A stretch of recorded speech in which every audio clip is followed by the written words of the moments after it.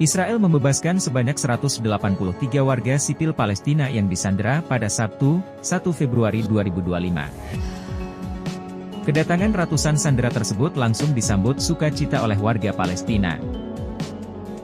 Beginilah penampakan saat bus yang membawa ratusan warga Palestina tiba di jalur Gaza. Warga pun bersorak hingga tak sedikit yang meneteskan air mata.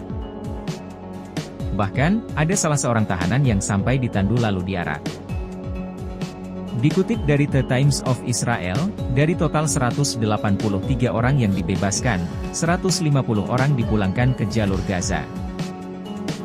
Sementara 32 orang dibebaskan ke tepi barat dan 1 orang lainnya dikirim ke Mesir. Mereka yang dibebaskan termasuk warga negara Mesir Fareed Barikat. Ia dulunya dipenjara karena berperap dalam pengeboman bunuh diri di sebuah toko roti Eilat pada tahun 2007. Sementara salah seorang warga Palestina terkemuka yang dibebaskan adalah pekerja bantuan Gaza Mohamed El-Halabi. Ia dihukum karena mendanai kelompok Hamas.